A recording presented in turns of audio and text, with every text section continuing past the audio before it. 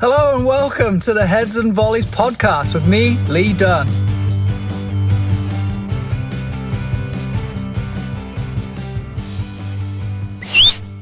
Freeze there, come back here, let's do that again. It's not bad. Get set. So, it's not that it's a bad touch. What's the issue here? Specifically, you and Ben. Movement that you both made when the ball went to Callum. You both come in. So play into Callum again. And then you both come in for the ball. Both come in. Now the ball goes first time past you into Rambo. Rambo's facing backwards, so it's a difficult first touch to go forwards. Now you're both out of the game because it's now behind you. There's got to be a better way than stopping and freezing. That's the idea behind this podcast episode, is to really get into how we might be able to stop this. And the reason I say stop this is because if you go to my YouTube at Lee Dunn Soccer and you find this clip, it's a training session for one of my US Soccer Federation licenses where we had to film the session and submit for review. I look at the stop and freeze moment. It's a relative moment. Both central midfielders had moved in, and as you can hear, I have Rambo, the superhero, playing on my team. And the way he's received the ball, the way my players have moved in for the ball, I saw in that moment a perfect coaching opportunity. But in the coaching opportunity, and this is something that you've probably had the discussion about in your own coaching schools too, is that it's, to an element, it's fabricated. Because for the 1 second that these players have moved into the space together, something completely different has happened based on their movement. So then, do I really need to coach both of those players within the greater group? Do I need to coach the player on the ball who's receiving the ball? Do I need to coach the player who's passing the ball?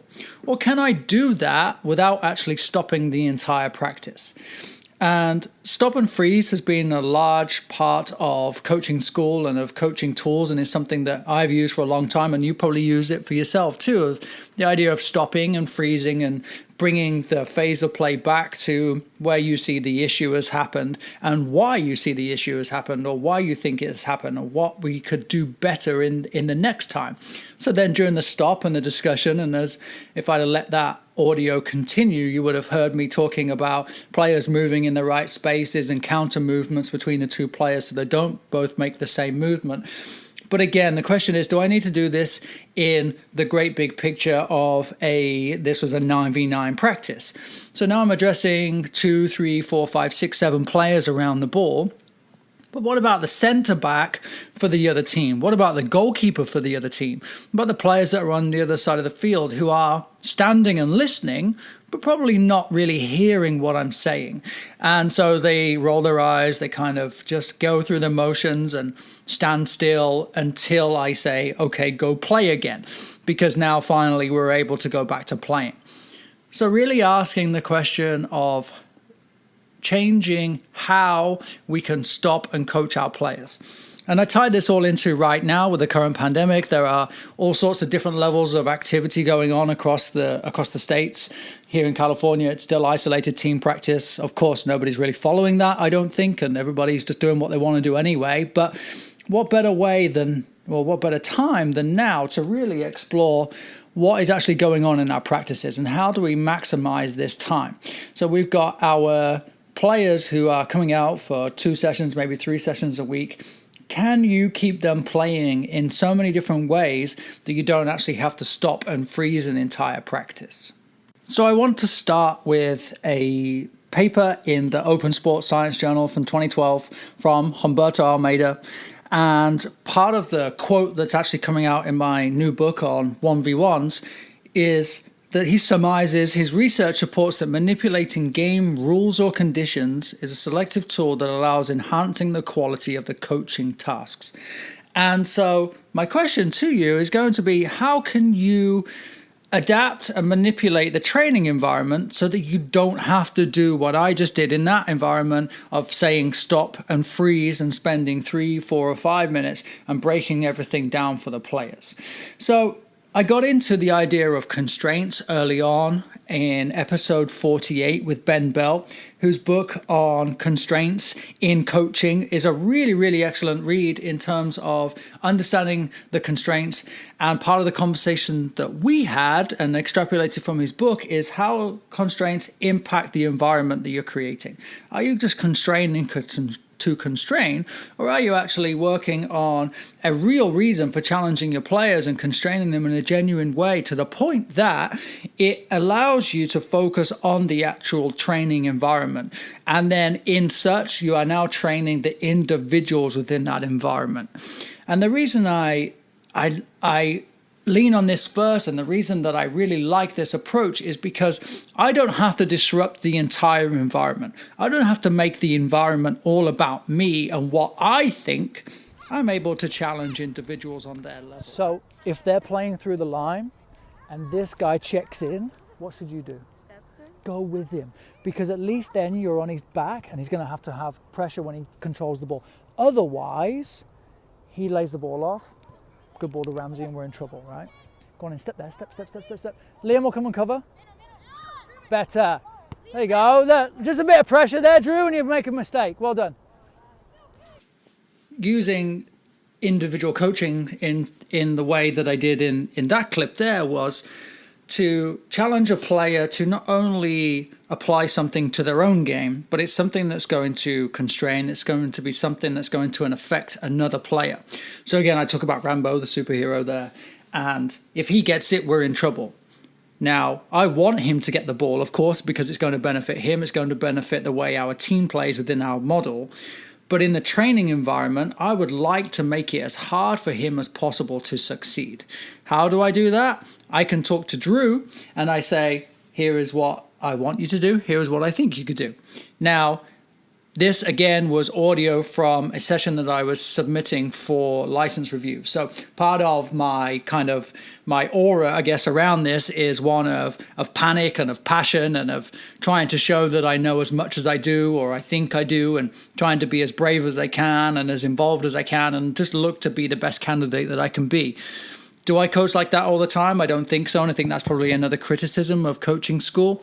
But once I settled down, and that initial kind of freeze moment was from early on, and then throughout the practice, the game flowed and we had players playing in the right places, and the 9v9 game was working to the point that I needed to start making it harder. So now I take this individual approach with Drew and I challenge him on his level.